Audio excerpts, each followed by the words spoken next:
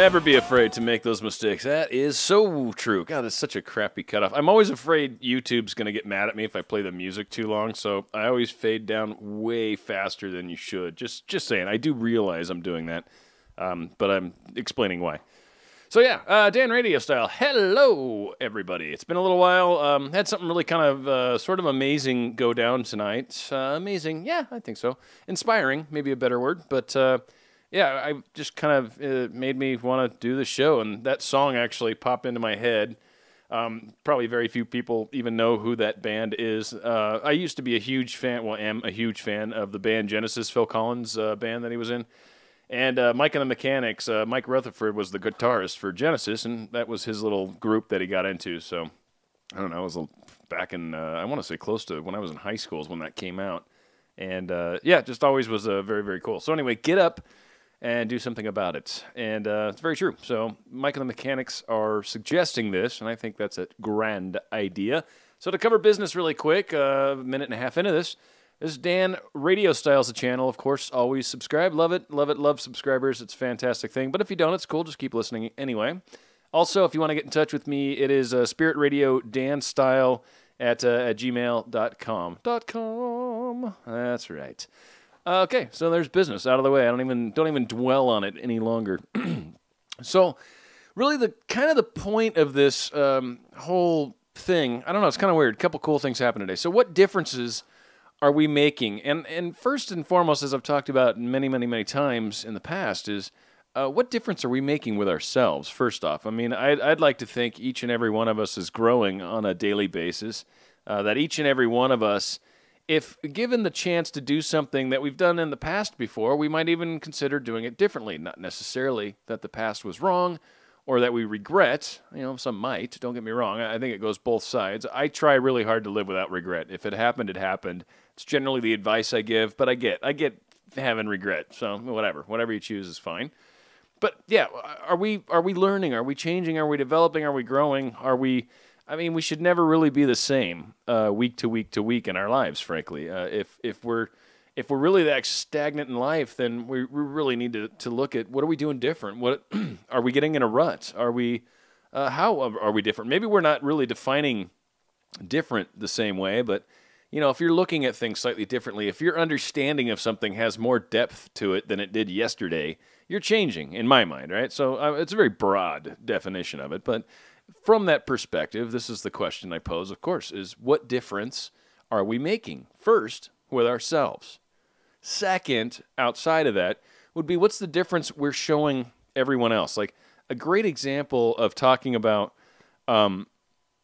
one thing, so for spiritual people, they'll get this, and even people that are religious, but just not ridiculously religious, because the ridiculously religious are kind of the ones I'm going to talk about here for a second, in that they constantly can get in your face and try to preach and tell you all this stuff, and this is what the good word says, and a bunch of words thrown at you. Great, I got it.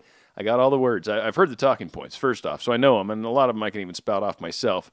It's not too terribly impossible to come up with those words, right? But what I've found to be the case, what I generally teach, remind, try to demonstrate to people is it's what we're doing. It's the example that we are. I shouldn't have to wear a crucifix on the outside of my clothing for people to understand that I'm a Christian. Or I shouldn't have to wear or put a coexist bumper sticker on my car to show people that I'm spiritual. I shouldn't have to do some sort of weird thing that somehow is a stereotype of spiritual or religious or whatever. I shouldn't have to brandish that. People should be able to figure that out about me by my actions. At least that's my definition or my belief, right?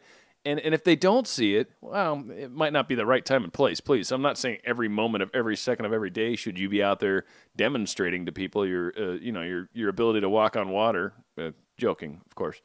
But you're when the opportunity arises. I mean, if you get more and more developed within the spiritual thoughts and some of the crazy stuff, well, okay, if you get whacked out crazy like me more, you'll start to realize that more and more of your moments in life are part of the bigger plan, part of the bigger picture, part of the bigger performance, part of everyone else's interactions with each other. Like every time we're with someone else, be them a stranger or not, they're actually in our lives for a reason, right? And that's like, wow, that's heavy when you think about it. So that means every moment of the day is my opportunity to interact with everyone else. Now, I will say personally, I climb in my little hole once in a while. You know, I like it. Like living in my little hole, and you know, I'm being happy. And here I am, like doing my little YouTubes, right, as I like to call them.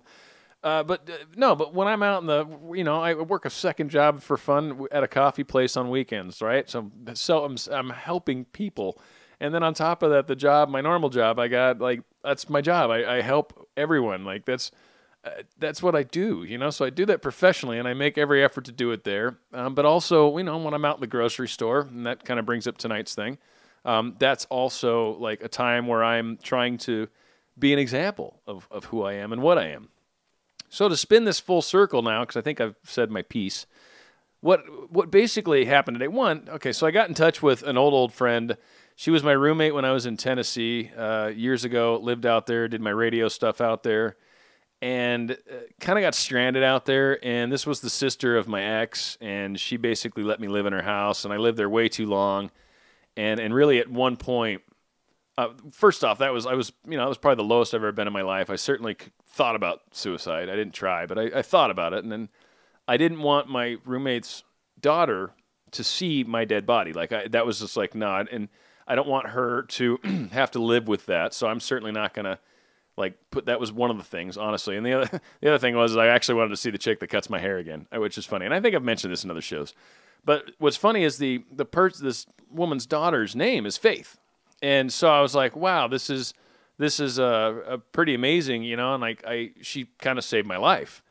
And her dad lived out in the West Coast, and I was out there, and I got to go to a father-daughter dance, and she actually wanted me to go as the father person, you know, and I was honored. It was like, wow, that's amazing. And I was just, I don't know, I was tickled pink. Like if there was ever a daughter to have, Faith would have been definitely, you know, my daughter.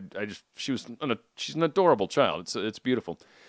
So that was like huge in my whole life, and I got to kind of connect with her mom again today, and just it was nice to be able to, like both of us told each other, no hard feelings. She basically told me I needed to get out of the house, and frankly, I think she saved my life by doing it. I was definitely low, and her basically kind of closing that door for me forced me to move in a different direction. Ultimately, I ended up coming back out to the West Coast. So it was huge for my life. And it was just nice to finally talk to her. It's been, I don't even know, it's been 10 plus years, probably 12 years. I don't know, somewhere around there, 11 years. It's been a long time. And so again, it was just nice. And she sent me a couple pictures of her daughter. Her daughter's like 23 now. It's just like, good Lord, I can't believe how old she is now. So it was kind of a trip. It was just a very, very, very cool experience. And so that was like, you know, midday today, right? I'm like, wow, this is an amazing day. And that's fantastic. And then I get to the grocery store and this guy, I'm not going to say his name, Lynn, you know exactly who I'm talking about. I'm not going to say his name because it's, you know, personal, private, whatever. I mean, you know, it is what it is. But this individual basically had a horrible, accident. It's like he might as well have been in friggin' Iraq, dude. He had like an IED, right? Improvised explosive device. Ended up at a gun range that he was at. If you hate guns, I'm sorry, but this is the way the story went. And I've shot plenty of times too, so hate me as well. You know, I don't own any. I should, but I don't. But needless to say, whatever. Cases. So yeah, he's at a gun range and he's with his dad, and you know, and his dad's like walking away, and he takes a step and must have stepped on something because boom, and blew off a chunk of his foot. So because of that, he had to get amputated. From like, I don't know, the lower calf down, which is pretty catastrophic for anyone. Like if you think about like just having to live with that, yeah, it could be worse. And him and I talked about that tonight. You know, right? I'm there with you, but. Wow, like having to lose any part of my body. Losing a toe would be horrible. Like, oh, I lost a toe, you know, like this guy. And I just found out tonight he's been back for, I don't know, a few months or whatever. And he's always got the biggest smile, and he's always saying hi. And he knows I work at the coffee place, and he remembers this. I've talked about working at grocery again. It's like a way of life. And it's funny is this guy, again, he was working tonight till like 7 o'clock and he's got to be back there tomorrow at 5 a.m. That again, it's a lifestyle. That's what I was just more proof to what I was saying. It's just weird how the hours work and the store is your world, it's just jacked. But his attitude, his outlook was amazing. And one of the other key things, and I'll tell you, I would have been guilty of this numerous times, right? He's like, I love it when people try to say, this is a gift from God, right? Like this part of the story, right? Like this is, I forget the word already, but you know what I'm trying to say. It's the part of the story. It's like, this is God's way, his will. This is, his plan. There we go. It's the word, his plan. And he loves that one. He, in a very facetious, angry kind of way. Like, it's like, yeah, your plan. I like your plan, buddy. Your plan rocks. It involves me losing my foot, right? He's at that anger. And it's like, I would have probably have made that mistake in the past of kind of thinking of it in such simple terms. But what I did say to him, and I mean this if you're ever listening, because he was kind of, we were talking about my show. If this is what I said to him, and I think this is kind of more in line with what it is, but I'm like, Bud, you're nice. You guys hear my phone? That's fantastic. That should be almost annoying. Let me pause and then come back. Okay, wanted to make sure we didn't get any sort of odd messages in the background, something crazy. Can always happen.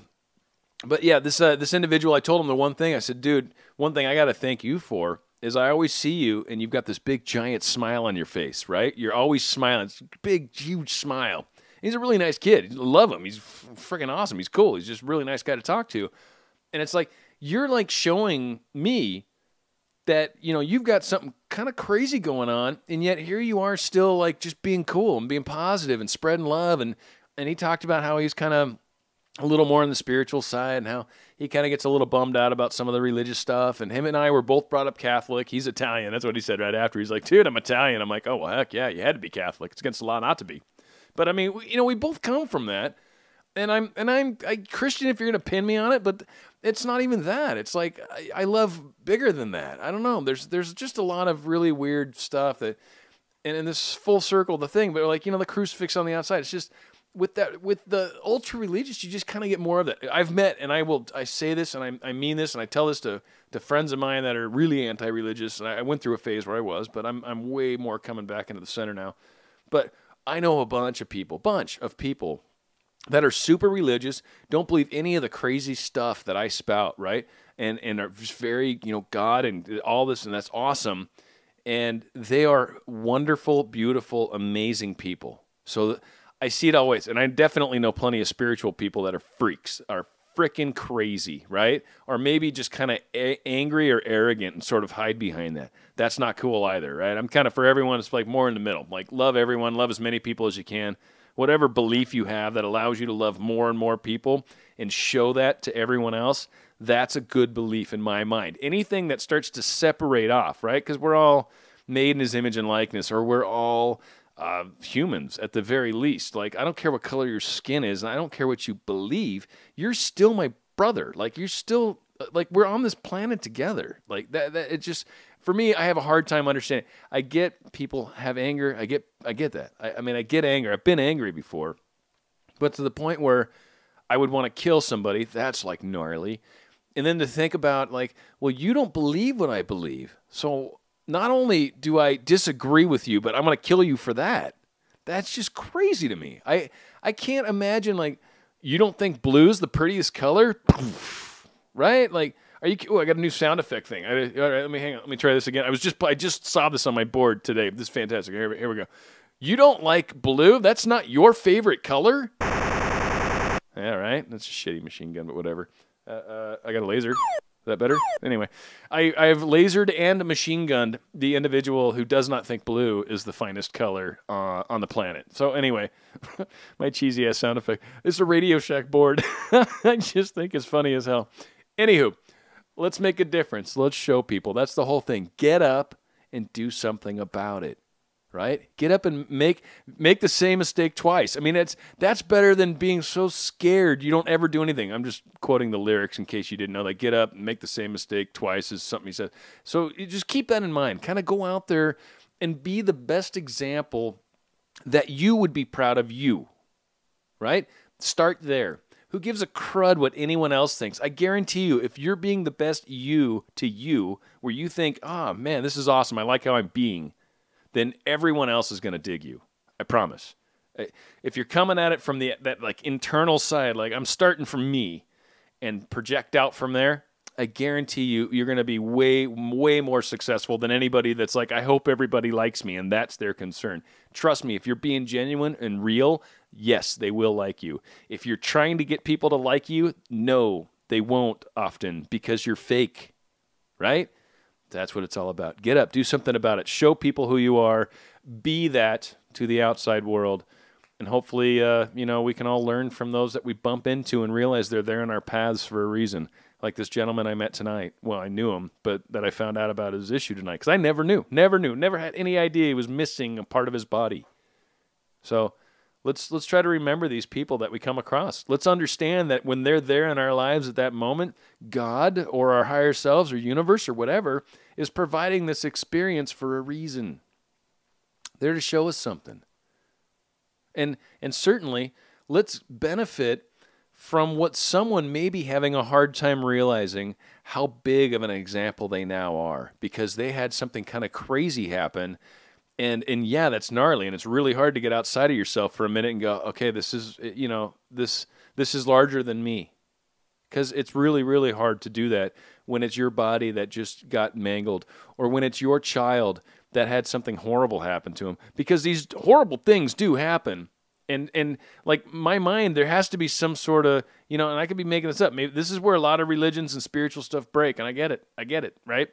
And I know people that have gone through it and stayed strong, and I know people that this has driven them away from anything and everything.